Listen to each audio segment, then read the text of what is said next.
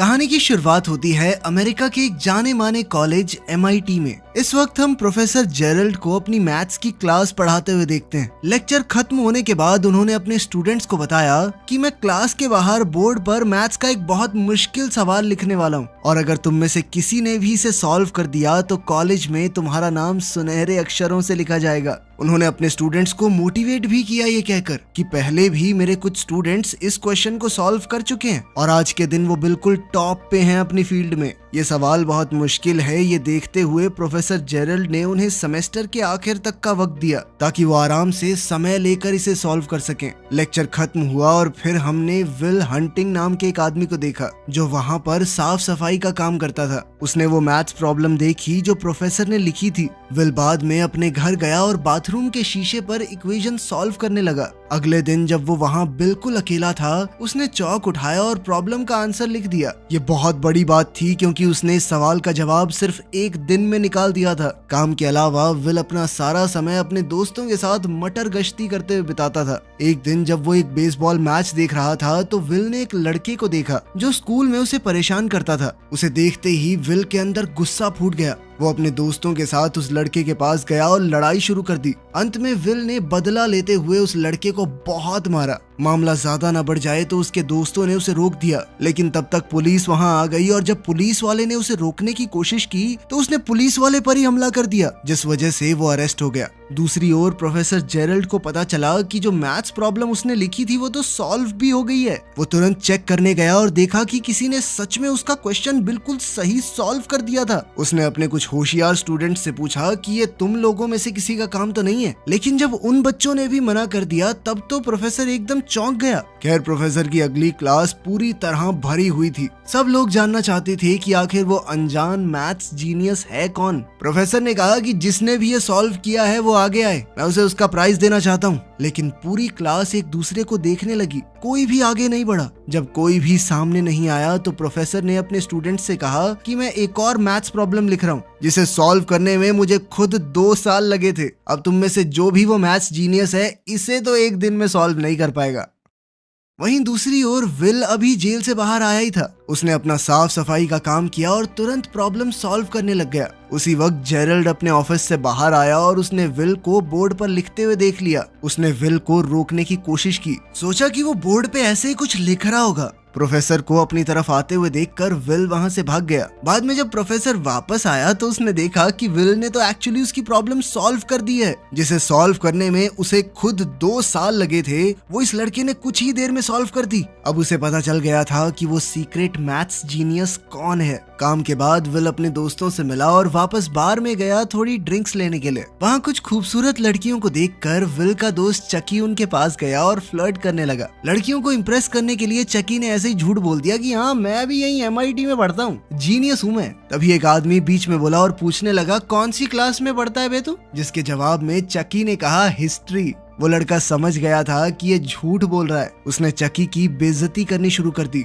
और जानबूझकर उससे हिस्ट्री के टॉपिक्स पर सवाल करने लगा। बेचारे चकी को आता जाता तो कुछ था नहीं, तो वो एकदम चुप रहा। तभी विल अपने दोस्त के लिए आगे बढ़ा और उस आदमी से डिबेट करनी शुरू कर दी। विल एक बार जो पढ़ लेता था कभी भूलता ही नहीं था। उसके फैक्ट्स और जबान इतनी साफ थी कि उसने उस लड़के को एकदम चुप करवा दिया। साथ ही विल ने उस लड़के की बेइज्जती की कि तूने उस किताब से पढ़ा है ना, बिल्कुल रटी रटाई बातें करता है तू। विल ने उसका मजाक उड़ाते हुए कहा कि इतने हजारों डॉलर खर्च कर रहा है तू, फिर भी जब रटी रटाई बातें बोलनी है तो ये तो मैंने पब्लिक लाइब्रेरी में पढ़ी है। इस सब के बाद वो आदमी तिल मिलाकर वहां से चला गया। बाद में उन लड़कियों में से एक जिसका नाम स्काइलर है विल के पास आई और उसे अपना फोन नंबर दे दिया। विल की होशियारी देखकर स्काइलर को वो थोड़ा पसंद आ गया था और स्काइलर ने कहा कि करना किसी दिन फोन मुझे जब तुम्हारे पास टाइम हो। विल ने बाद में वो नंबर उस लड़के को भी दिखाया जो ज्यादा स्मार्ट बनने की कोशिश कर रहा था।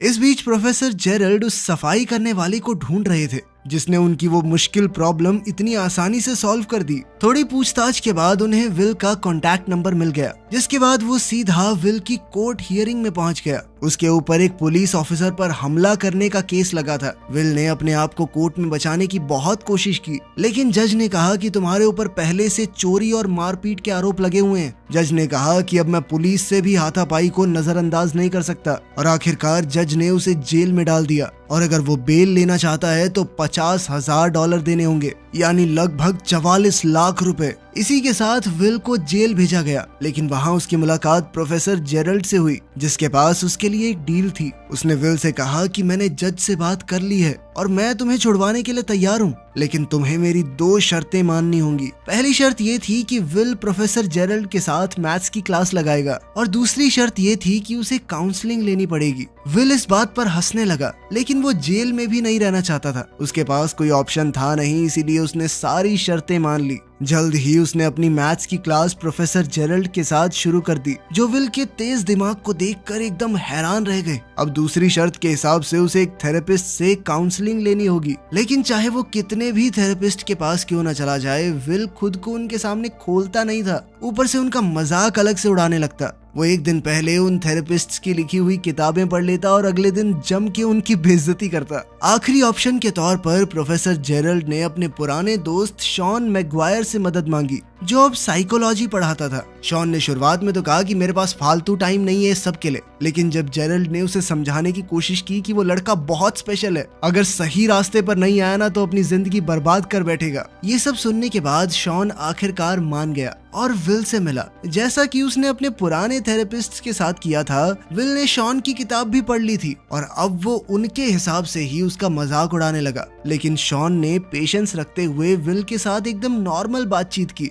बिना उसकी जिंदगी के बारे में कुछ भी पूछे। तभी विल की नजर एक पेंटिंग के ऊपर पड़ी जो शॉन ने खुद से पेंट की थी। उस पेंटिंग और कुछ आर्ट बुक्स को देखकर विल शॉन की जिंदगी के बारे में कुछ भी अंट शंट बोलने लगा। शॉन ने फिर भी विल की बातों पर ज्यादा ध्यान नहीं दिया, लेकिन फिर विल शॉन की पत्नी को भी अपनी बातचीत के टॉपिक में ले आया। उसकी पत्नी का जिक्र होते ही शॉन थोड़ा गुस्सा हो गया। विल को समझ आ गया कि शॉन की कमजोरी उसकी पत्नी है, तो वो बार बार उसका जिक्र करने लगा। उसने पूछा कि सर आपकी पत्नी यहाँ क्यों नहीं है? क्या वो धोखा देके किसी और के साथ भाग गई क्या? ये सुनते ही शॉन पूरी तरह से अपना आपा खो बैठा और विल को गले से पकड़ लिया। उसने विल को चेतावनी दी कि कभी भी मेरी पत्नी की बेइज्जती मत करना। तभी विल ने शॉन से कहा कि सर टाइम खत्म हो गया है। शॉन ने उसे छोड़ दिया और विल बाहर चला गया, ये सोचकर कि उसने फिर से एक थेरेपिस्ट को तोड़ दिया है। शॉन का मूड देखकर प्रोफेसर जेरल्ड को लगा कि वो और सेशंस करने के लिए नहीं मानेगा, लेकिन शॉन ने तो कहा कि हाँ मैं करूंगा इसकी काउंसलिंग, अगले हफ्ते से लगातार लेके आओ इसको मेरे पास।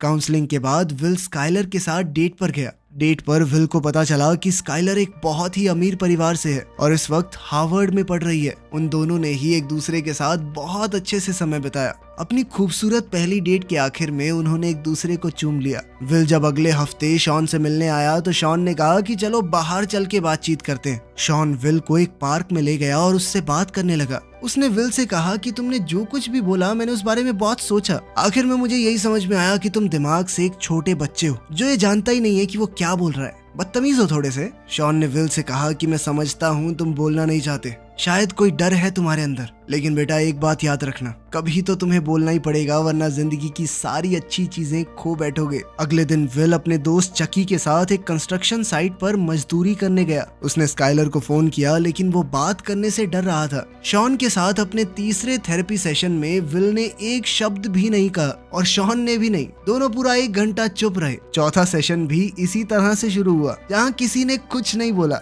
लेकिन फिर बोर होकर विल ने शॉन को एक जोक सुनाया। इसे एक हिंट मानकर कि विल शायद अब बातचीत करना चाहता है। शॉन ने उससे पूछा कि क्या तुम्हारी कोई गर्लफ्रेंड है? इसके जवाब में विल ने उसे स्काइलर के बारे में बताया कि कैसे उनकी पहली डेट बहुत ही बढ़िया गई, लेकिन अब मुझसे बात नहीं हो पा रही। शॉन ने पूछा कि ऐसा क्यों? तो विल ने जवाब दिया कि मुझे लगता है स्काइलर मेरे लिए बहुत ज्यादा अच्छी है और अगर मैं उससे मिलता रहा तो सब कुछ खराब हो जाएगा। कभी ना कभी तो वो समझ ही जाएगी कि मैं उसके लायक नहीं हूँ। शॉन ने उसे समझाया कि कोई भी किसी से बेहतर नहीं होता, हर किसी में कुछ चीजें अच्छी कुछ खराब होती हैं, लेकिन जरूरी बात बस ये है कि वो इंसान आपके लिए सही है या नहीं। इस बारे में और समझाते हुए शॉन ने अपनी पत्नी के बारे में बताया। उसने कहा कि वो बहुत अच्छी इंसान थी, बहुत प्यार करता था मैं उससे, लेकिन नींद में कभी कभी पात देती थी। उसकी इस बात से पूरे कमरे का माहौल बदल गया। विल और शॉन दोनों ने खुलकर हंसना शुरू कर दिया। इसी पल वो दोनों एक दूसरे के थोड़े करीब आ गए और विल को अब शॉन के आसपास थोड़ा कंफर्टेबल महसूस होने लगा। सेशन खत्म हुआ और शॉन ने सलाह दी कि जाकर बात करो उस लड़की से। विल शॉन की बातों में इतना खो गया कि उसे याद दिलाना पड़ा कि आज का सेशन खत्म हो गया है, चलो जाओ यहाँ से। शॉन की बात मानकर विल स्काइलर के कॉलेज में गया और उसे दोबारा बाहर चलने के लिए कहा। स्काइलर ने कहा कि मैं तुम्हारे साथ बाहर जाना चाहती हूँ, लेकिन मुझे एक बहुत ही ज्यादा मुश्किल प्रॉब्लम सॉल्व करनी है जिसमें कई दिन भी लग सकते हैं। विल और इंतजार नहीं कर सकता था तो उसने कहा कि वो सवाल मुझे दिखाना। सवाल देखते ही उसने पलक झपकते ही आंसर एक नैपकिन के ऊपर लिख दिया। इसके बाद विल ने कहा कि अब तो तुम्हारे पास कोई बहाना नहीं बचा, चलो मेरे साथ। उनकी दूसरी डेट के दौरान स्काइलर ने विल से उसके परिवार के बारे में पूछा और विल ने उसे झूठ कह दिया कि मेरे 12 भाई हैं। जिस पर स्काइलर ने कहा कि अच्छा नाम बताइए जरा, और विल ने धड़ाधड़ 12 रैंडम नाम सीक्वेंस में बोल दिए। स्काइलर को थोड़ा शक हुआ कि ये झूठ बोल रहा है और उसने कहा कि एक बार नाम फिर से दोहराना जरा, लेकिन अपना विल जीनियस है, उसने दोबारा उन नामों को उसी सीक्वेंस में बोल दिया। खैर विल अपने अगले थेरेपी सेशन में शॉन से मिला और पूछा कि क्या तुम्हें कभी अपनी पत्नी से मिलने का पछतावा हुआ है, क्योंकि तुम्हारी पत्नी के मरने के बाद तो तुम बहुत ज्यादा अकेले हो गए होगे और इतना प्यार करते थे तो दुख भी ज्यादा हुआ होगा। इस सवाल के जवाब में शॉन ने उसे बताया कि कैसे वो अपनी पत्नी से मिला था। जब मैंने उसे पहली बार देखा तो वो अपने दोस्तों के साथ एक बेसबॉल गेम की टिकट लेने के लिए लाइन में इंतजार कर रही थी। वो एक बहुत ही क्लासिक मैच था। तो विल ने कहा कि तुमने वो गेम लाइव देखी थी, कितने लकी हो यार तुम। इस पर शॉन ने बताया कि गेम तो मैंने बाद में टीवी पर ही देखी थी, मैंने अपने दोस्तों को छोड़ दिया था उस लड़की के साथ डेट पर जाने के लिए, वही लड़की जो बाद में उसकी पत्नी बनेगी। विल को बिल्कुल भी यकीन नहीं हो रहा था कि शॉन ने इतनी जबरदस्त गेम एक लड़की के साथ थोड़ा सा टाइम बिताने के लिए छोड़ दी। इस पर शॉन ने कहा कि मुझे कभी कोई पछतावा नहीं हुआ उससे मिलने का, चाहे वो मेरी जिंदगी में सिर्फ कुछ सालों के लिए ही थी, लेकिन वो साल सबसे खूबसूरत थे। खैर बाद में स्काइलर ने विल से कहा कि तुम मुझे अपने दोस्तों और परिवार वालों से क्यों नहीं मिलवाते। विल ने अभी भी उससे अपनी जिंदगी के बारे में झूठ बोल रखा था, लेकिन वो उसे अपने दोस्तों से मिलवाने के लिए तैयार हो गया। स्काइलर, विल और उसके दोस्त एक बार में मिले और स्काइलर को उसके दोस्त काफी पसंद आए।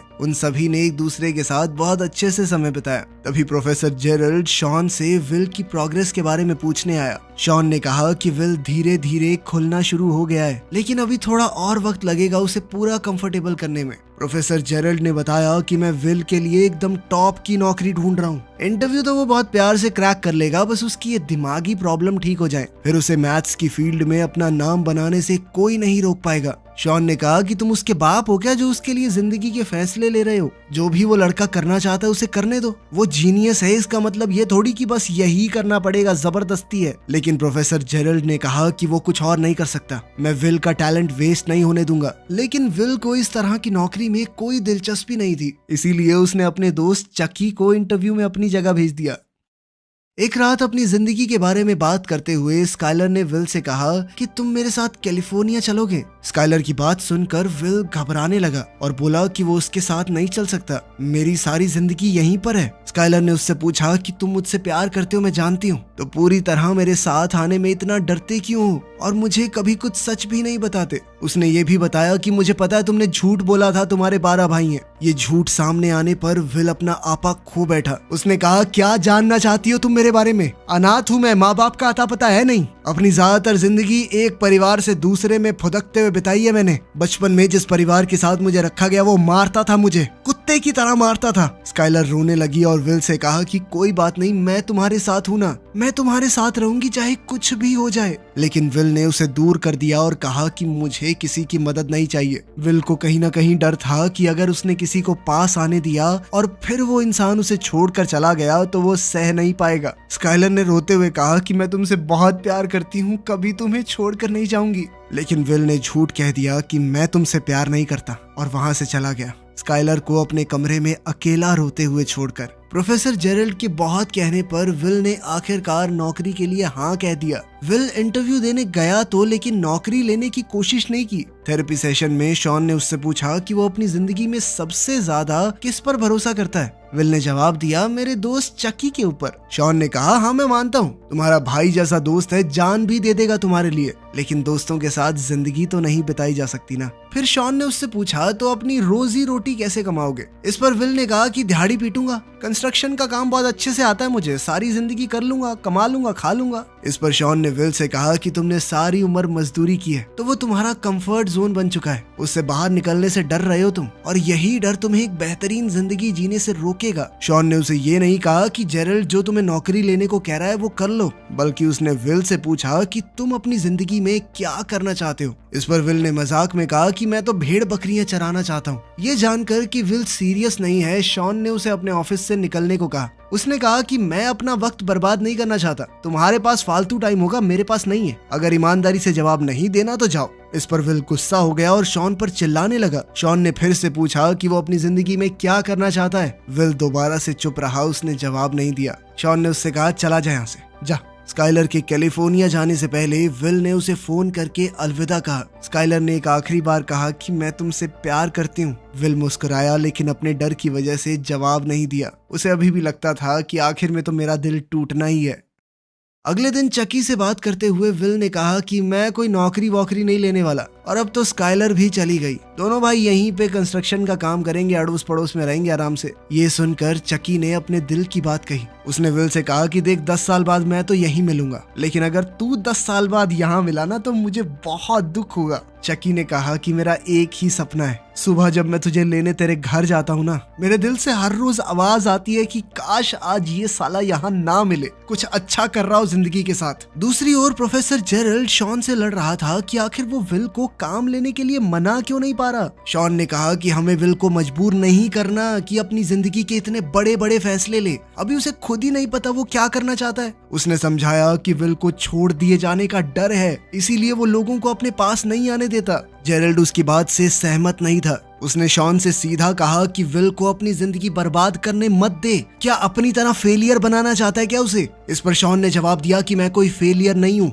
मैंने चुनी है ये जिंदगी, मुझे अच्छा लगता है इतने में खुश हूँ मैं। तभी विल अंदर आया और उनकी बातचीत सुन ली। प्रोफेसर जेरल्ड कमरे से बाहर चला गया ताकि थेरेपी शुरू हो सके। शॉन के पास आज एक फाइल थी जिसमें विल के शरीर की तस्वीरें थी, जिसमें उसके फॉस्टर फादर की मार के निशान थे। विल ने पूछा कि क्या कभी तुमने किसी बच्चे को इस तरह बेरहमी से पिटा हुआ देखा है? इस पर शॉन ने बताया कि मेरे पिता शराबी थे, बचपन से शराब पीकर मुझे और मेरी माँ को मारते थे। शॉन की कहानी सुन के विल को अपने बचपन की याद आ गई। शॉन ने विल के सामने आकर कहा कि जो कुछ भी तुम्हारे साथ हुआ बेटा वो तुम्हारी गलती नहीं थी। विल ने हामी भरते हुए सर हिलाया, पर शॉन बार बार कहता रहा कि ये तुम्हारी गलती नहीं थी बेटा, नहीं थी। आखिर में विल ने कहा मुझे पता है, पर शॉन फिर भी बार बार बोलता रहा तुम्हारी गलती नहीं थी, मान लो इस बात को। ये सुनकर विल की आंखों में आंसू आ गए। उसने शॉन को धक्का दिया। शॉन ने फिर से कहा कि जो कुछ भी हुआ तुम्हारी गलती नहीं थी, और अब आखिर में विल टूट गया।